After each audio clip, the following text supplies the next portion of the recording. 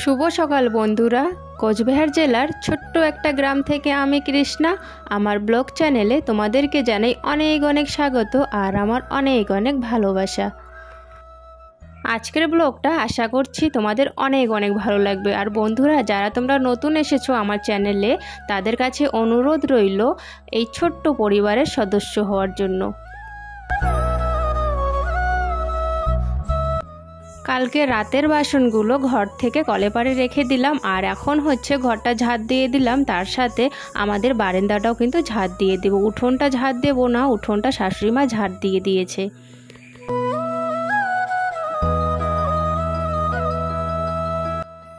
আজকেও কিন্তু সকালবেলায় বেশ ভালোই রোদ পড়েছে। 6টা বেজে গেছে, 6টা বাজতেই রোদও উঠে পড়েছে।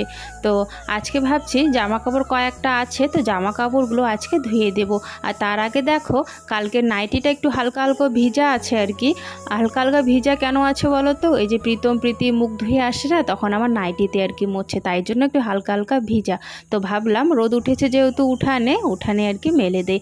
আর হচ্ছে এখন বারান্দার তার থেকে কিছু জামা কাপড় আছে ধোয়ার জন্য। আর ঘরে কয়েকটা স্কুলের ড্রেস ছিল, প্রীতম আর প্রীতির স্কুলের ড্রেসগুলো নিয়ে আসলাম। আর বাইরে কয়েকটা জামা ছিল, সেই জামা কাপড়গুলো নিয়ে এখন ভিজিয়ে রাখবো।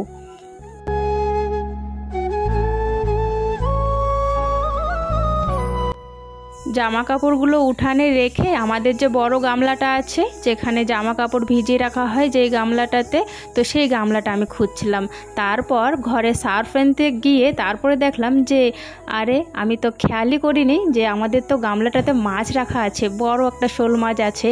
তো এখনও কিন্তু শোল মাছটা মরেনি।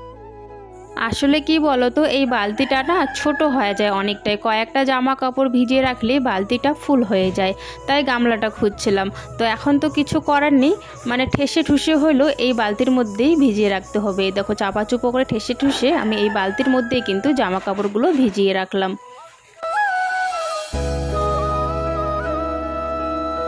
এখন কলে পাড়ে চলে আসলাম বাসনগুলো মাজার জন্য। আর বাসনগুলো মাজতে মাজতে চলো বন্ধুরা তোমাদের সুন্দর সুন্দর কমেন্টের উত্তর দেব।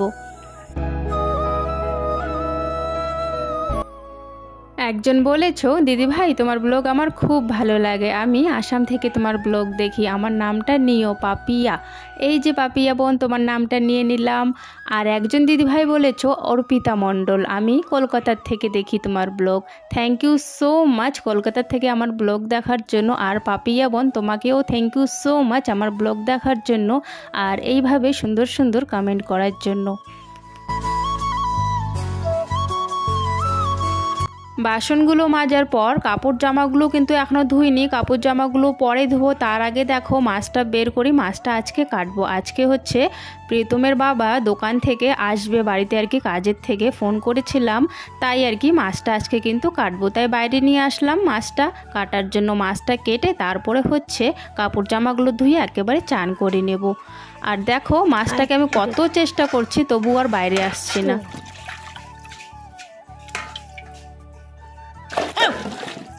দেখতো পুরো ভয় লাগে, লাভ পায় এটা মাছ। এই রকম বড় বড় মাছ আমার ধরতে সত্যি খুব ভয় লাগে। আর এইভাবে মানে লড়ে উঠে খুব ভয় লাগে, যখনই ধরি আর কি তখনই এক ঝটকা মারে আর আমার খুব ভয় লাগে, আমি বের করতেই পারছিলাম না। তারপরে হচ্ছে শাশুড়ি মা এসে বের করে দিল। তারপরে হচ্ছে দেখো আমি লাঠির সাহায্যে কিন্তু মাছটাকে মারছি। আর আমি ভাবছিলাম যে মাছটা মরে গেছে, যখন কাটছিলাম তার মাঝখানে এখনও দেখো, এই যে দেখো। আর যখন কাটছিলাম তারপরে এরকম করে ঝটকা মারছিল, আর আমি এরকম করে ফেলে ফেলে দিচ্ছিলাম।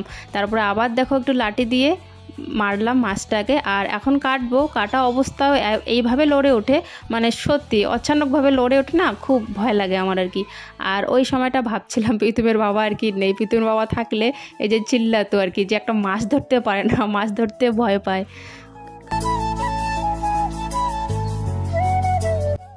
মাছটা কাটার সময় এই হাঁসগুলো খুব জ্বালাতন করছিল, মনে হয় হাতের থেকে আমার মনে হয় নিয়ে যাবে আর কি মাছটা, এরকম অবস্থা। তারপর মাছগুলো একটু করে কাটছিলাম, আর হচ্ছে মাছের যে ওই ভিতরের যে প্যাটা থাকে আর সাইডে ফাইডের যে অংশগুলো থাকে কেটে কেটে ফেলে দিচ্ছিলাম আর ওদেরকে দিচ্ছিলাম আর কি, আর ওরা খাচ্ছিল আর কি। আর অনেক সময় একটু যখন দেরি হয়ে যায় মনে হয় আমার হাতের থেকে কামড় দিয়ে নিয়ে নেয়, এরকম অবস্থা আর কি। তো যাই হোক, ওইদিকে দেখো মাছটা সুন্দর করে পরিষ্কার করে ধুয়ে হলুদ আর হচ্ছে লবণ মেখে রেখে দিয়েছি রান্নাঘরে। আর এখন হচ্ছে আমি দেখো জামা কাপড়গুলো ধুয়ে নেব।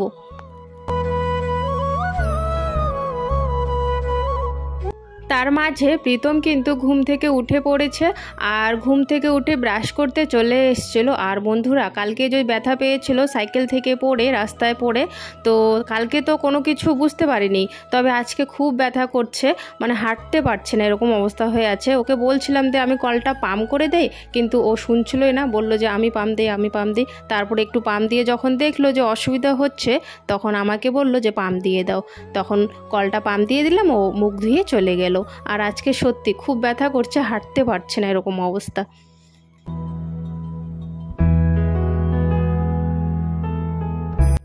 বাইরে কাপড় জামাগুলো মেলে দিয়ে এখন হচ্ছে আমাদের উঠোনে স্কুলের ড্রেস যে আছে, প্রীতি আর প্রীতমের 3টে স্কুলের সাদা ড্রেস আছে, তো সেই সাদা ড্রেসগুলো নীল দিয়ে দিয়েছি। নীল দিয়ে এখন হচ্ছে, নীল বলতে উজালা, উজালা দিয়ে এখন হচ্ছে আমাদের উঠানেই এই 3টা শার্ট কিন্তু মেলে দিচ্ছি। বাইরে দিতে হবে না, যেহেতু উঠানেই বেশ ভালো রৌদ্র উঠেছে, তাই আর কি উঠোনে আর কি দিয়ে দিচ্ছি।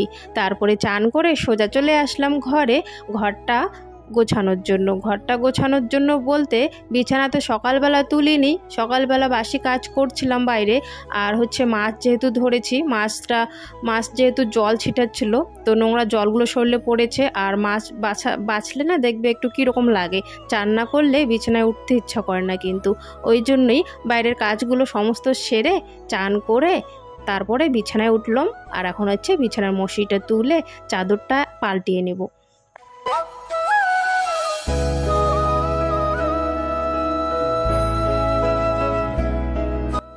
তোষকে যে জায়গায় জায়গায় সেলাই করেছি নাইটির কাপড় দিয়ে, ফাড়া ফাড়া জায়গাগুলোতে যে সেলাই করেছি, সেই সেলাইগুলো আর বেশি দিন টিকবে না, সেই কাপড়গুলো একদম নরম হয়ে গেছে, সেই কাপড়গুলো না ছিঁড়ে যাচ্ছে। তো আবারও বোধহয় এই উপরে, মানে এই কাপড়গুলোর উপরেই ছোট ছোট আর একবার আমাকে সেলাই করতে হবে ছোট ছোট কাপড় দিয়ে, তা না হলে তুলোগুলো বের হয়ে যাবে।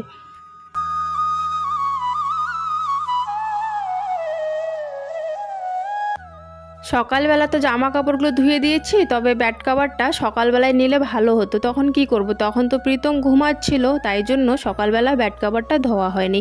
তো এখন যেহেতু পাল্টেছি ব্যাড কাভারটা, তাই বারান্দায় রেখে দিলাম, আর কালকে হচ্ছে এই ব্যাড কাভারটা ধুয়ে দেব। আর এখন চলে আসলাম রান্নাঘরে এসে রান্না বসিয়ে দিয়েছি। ভাত কিন্তু আমার হয়ে গেছে, এখানে আমি বসিয়ে দিয়েছি ডালটা বসিয়ে দিয়ে মশলাটা করে নিচ্ছি।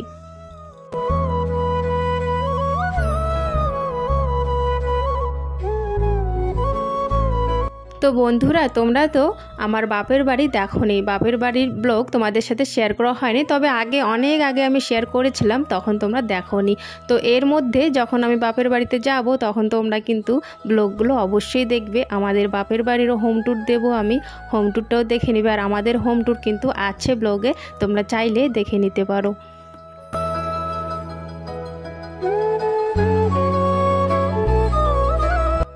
সকালবেলা যে মাছটা কেটেছি, দেখো এই কটা পিস আর কি হয়েছে মাছটার। এই যে হচ্ছে মাছটা একটু হালকা ঝোল করেছি মাছটা, আর এখানে হচ্ছে ডাল আছে, মুসুর ডাল করেছি। যখন বাপের বাড়িতে যাই তো অনেক সময় ফটো তোলা হয়, সেজেগুজে একটু ফটো তুলি বা এমনিতেও ফটো তুলি। তো অনেকে আশেপাশে অনেকে আর কি দেখে আমাকে বলে, তোর বাপের বাড়ি তো দেখি খুব ভালো, দেখতেও ভালো, বাপের বাড়িটা বেশ সুন্দর, অবস্থাও আছে মোটামুটি, তবে তোর যেখানে বিয়ে দিয়েছে তাহলে মানে এরকম ঘরে কেন দিল বিয়ে? হতে পারে আমার বাপের বাড়ি পাকা ফুল ওয়াল আর হচ্ছে খুব সুন্দর দেখতে, বড় সড়ো, আর শ্বশুরবাড়ি হচ্ছে মাটির কাঁচা টিনের আর কি বাড়ি। তবে এই যে শান্তি বলে যে একটা জিনিস আছে, সেই শান্তিটা কিন্তু অনেক সময় পাকা ঘরেও পাওয়া যায় না, সেই মাটির কাঁচা টিনের ঘরেও কিন্তু অনেক শান্তি পাওয়া যায়। কথায় আছে না, বেটি ভাস্তির বিয়ে দিলে পরে হয়তো ঘর পাওয়া যায় আর না হলে বর ভালো পাওয়া যায়। ঘর না হলে বর, দুটোর মধ্যে একটা ভালো পাওয়া যায়, তাই না? সবার ক্ষেত্রে কিন্তু সবার কপালে কিন্তু সেই ইয়েটা থাকে না আর কি, যে দুটোই ভালো পেলো। হ্যাঁ, অনেকে যারা খুব ভাগ্য করে এসেছে তাদের কপালে জোটে ঘরও ভালো বড়ও ভালো, আর কিন্তু অনেকেরই বেশিরভাগেরই কিন্তু কপালে এটাই আর কি, কথাই আছে এটা, যে যাদের ঘর মেলে তাদের বর ভালো হয় না, আর যাদের বর ভালো হয় তাদের ঘর ভালো মেলে না, তাই না? আর মা বাবা যখন বিয়ে দেয় তখন কিন্তু মা বাবারা এটাই ভাবে যে ছেলেটা যাতে ভালো থাকে, যার সঙ্গে আমরা মেয়ের বিয়ে দেব সেই ছেলেটা যাতে কর্মিষ্ঠ থাকে, কোনো রকম যাতে বাজে নেশা না থাকে, তো সেই ভেবেচিন্তেই কিন্তু মা বাবারা বিয়ে দেয়। আর আমরা মেয়েরাও কিন্তু এটাই চাই, তাই না? যে যার সঙ্গে সারাটা জীবন আমাদেরকে কাটাতে হবে সেই মানুষটা যাতে ভালো থাকে। তাতে শ্বশুরবাড়ি কীরকম হয়, শ্বশুরবাড়ির লোকেরা কীরকম হয়, তাতে আমাদের কিচ্ছু যায় আসে না। তবে যার সঙ্গে সংসার করব, চিরটা জীবন কাটাবো, সেই যাতে মানুষটা যাতে ভালো থাকে, তাই না? এটাই কিন্তু আমরা চাই। আর আমি আগের থেকেই বলতাম যে শ্বশুরবাড়ি যেমন হোক, কাঁচা হোক পাকা হোক, যেমনই হোক, তবে যার সঙ্গে বিয়ে হবে সে যাতে মানে কোনো রকমের বাজে নেশা না থাকে তার। আর অনেকেই নেশা বেশা করে আসে, তার বউকে ধরে যে মারে, তো সেই জিনিসটা আমার একদমই বাজে লাগতো। তো সেই জিনিসটা আগের থেকে আমি বলতাম সেই জিনিসটা আমার যাতে না হয় আমার সাথে আর কি। তো ভগবানের ইচ্ছায় মানে সেরকমই আমি একটা বর পেয়েছি, যে কোনো রকম বাজে নেশা নেই আর একদম মানে কর্মিষ্ঠ যাকে বলে।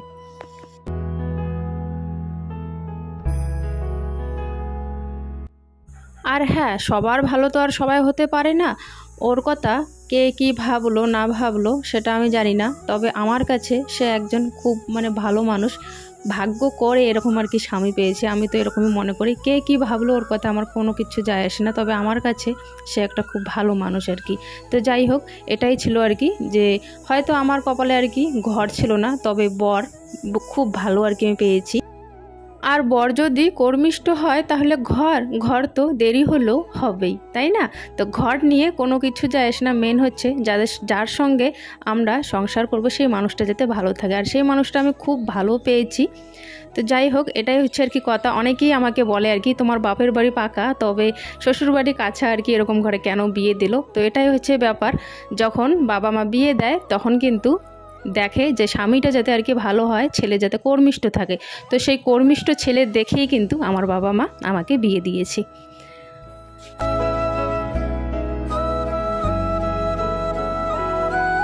এইদিকে দেখো, তোমাদের সাথে গল্প করতে করতে দুপুরের খাওয়া দাওয়া হয়ে গেছে। প্রীতমের বাবা কাজের থেকে এসে পড়েছে, চান করে নিয়েছে, আমরা ভাত খেয়ে নিয়েছি। আর ভাত খেয়ে আমি হচ্ছে জামা কাপড়গুলো এখন গোছাচ্ছি আর কি। সকালবেলা যে জামা কাপড়গুলো ধুয়ে দিয়েছিলাম সেই জামা কাপড়গুলো গোছাচ্ছিলাম। আর ওইদিকে দেখো, প্রীতমের বাবার নাকি কোমরে আর কি ব্যথা করছে, তাই প্রীতিকে বললো একটু মানে আর কি উপরে উঠতে আর কি, কোমরের আর পায়ের উপরে উঠতে আর কি। তো একটু পাড়িয়ে দিতে বললো আর কি। আমরাও আগে ছোটোবেলায় বাবার আর কি এরকম করে পা টিপে দিতাম, হাত টিপে দিতাম, কোমর টিপে দিতাম উপরে উঠে উঠে। তো সেটাই আর কি প্রীতি এখন করছে ওর বাবার জন্য আর কি। তো যাই হোক, আর এদিকে হচ্ছে টেবিলটা একটু নোংরা হয়েছিল, তাই আর কি একটা কাপড় এনে কাপড়টা একটু হালকা ভিজিয়ে নিয়েছি আর টেবিলটা পরিষ্কার করে নিলাম। তারপর হচ্ছে দুপুরবেলা যে খাওয়া দাওয়া করেছি, তো সেই আর কি পিঁড়িটা আর হচ্ছে বস্তা দুটো তুলিনি আমি, তো সেইগুলো এখন তুলে রান্নাঘরে রেখে দিলাম। আর এখন হচ্ছে পুরো বাড়িটা একদম পরিষ্কার করে নিব ঝাড় দিয়ে। আগে হচ্ছে বারান্দাটা ঝাড় দেবো, তারপর উঠোনটা ঝাড় দিয়ে দেবো।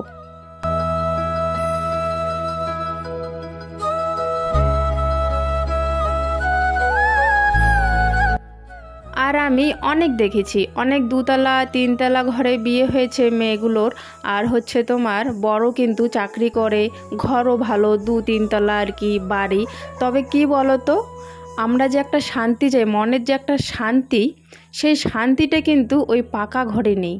হ্যাঁ, আমি অনেক দেখেছি, আমারও কয়েকজন বান্ধবী আছে সে ভালো ভালো ঘরে বিয়ে হয়েছে, তবে একটা যে শান্তি যে বললাম সেই শান্তিটা ওই পাকা ঘরে বিয়ে করলো ওই শান্তিটা নেই। তবে হ্যাঁ, আমি কাঁচা ঘরে টিনের ঘরে বিয়ে করেও সেই শান্তিটা কিন্তু আমার আর কি আছে। সেই একটা যে শান্তি, মনের যে একটা মানে খুব ভালো, আমি খুব ভালো আর কি মনে করি যে আমি কাঁচা ঘরে বিয়ে করেও স্বামী যেহেতু ভালো পেয়েছি, তো ওই 2তলা 3তলা বাড়ি ছাড়ো, ওদের থেকে আমি অনেক সুখে আছি।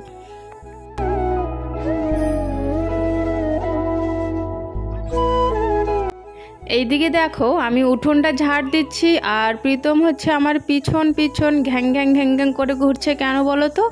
বাইরে যাওয়ার জন্য। 4টা বেজে গেছে, যে পাগল হয়ে গেছে, 4টা বেজে গেছে, আমাকে এখনও ছাড়ছো না কেন, আমি এখন বাইরে যাব। তো সেই নিয়ে আমার পিছনে ঘ্যান ঘ্যান ঘ্যান ঘ্যান করে ঘুরছে। তো যখন উঠোন ঝাড় দিচ্ছিলাম, বাইরের গেটটা তো খুলতে হবে, পাতাগুলো যেহেতু বের করতে হবে, এই যে গেট খুলেছি, মা গেলাম আমি, এই যে চলে গেল খেলতে। তো এখন আমি উঠোনটা ঝাড় দিয়ে, হাঁস চলে এসছে, হাঁসেদেরকে খাবারটা দিয়ে আমি যাব ছেলে আর মেয়েকে একটু দেখতে যে ওরা কোথায় খেলছে।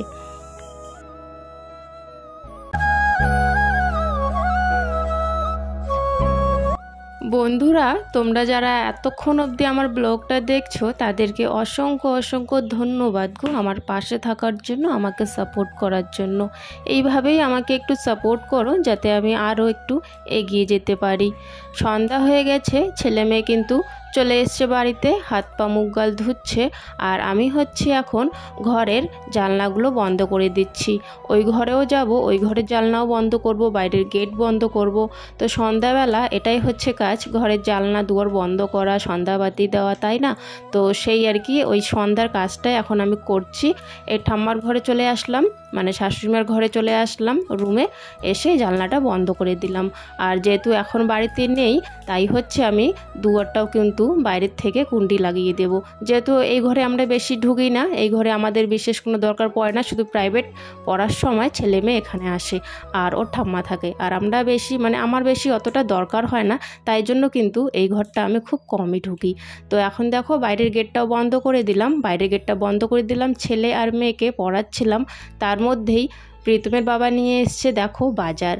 তো বাজার করে নিয়ে এসছে, আজকে আবার দেখি অনেক বাজার নিয়ে এসছে। সন্ধ্যার সময় জানো তো ঘরে থাকা যায় না, এত মশা, তাই জন্য দেখো মশা মারার কি বলে, কয়েল না কি, তো সেটা নিয়ে এসছে, কয়েল বোধ হয় না, ঠিক নামটাও জানি না, তবে ওটা নিয়ে আসছে আর কি মশা মারার জন্য। আর হচ্ছে দেখো কতগুলো ম্যাগি নিয়ে এসছে, আর প্রীতি তো দেখে মানে পাগল হয়ে গেছে, এত খুশি যে ম্যাগি নিয়ে এসছে, পাগল হয়ে গেছে যে এখনই আমাকে বানিয়ে দাও। তো বললাম আজকে, এখন তো রাতে ভাত খাবি, ভাত তো আছে, তো কালকে সকালবেলা তোকে বানিয়ে দেব। তারপর বলল ঠিক আছে। তো এখানে দেখো, এখানে হচ্ছে তোমার ঝিঙে, আর হচ্ছে টমেটো, তিতা করলা, আর হচ্ছে তোমার ঢ্যাঁড়স। তো এই কটা জিনিস আছে, তো এইগুলো এখন রান্নাঘরে নিয়ে গিয়ে রেখে দেবো। রান্নাঘরে এসে সবজিগুলো দেখলাম, তো দেখি শুধু ডাল আছে, তো শুধু ডাল দিয়ে তো আর খাওয়া যাবে না, তাই ভাবলাম একটু আলু ভাজা করে নিই। তো আলুটা ভাজা করে সবাই মিলে ভাত খেয়ে ঘুমিয়ে পড়বো। তো বন্ধুরা, আজকের ব্লগটা এতটুকুই, দেখা হচ্ছে আগামীকাল নতুন একটা ব্লগের সাথে। সবাই ভালো থেকো, সুস্থ থাকো, আর আমাদেরকে একটু সাপোর্ট করো। টাটা।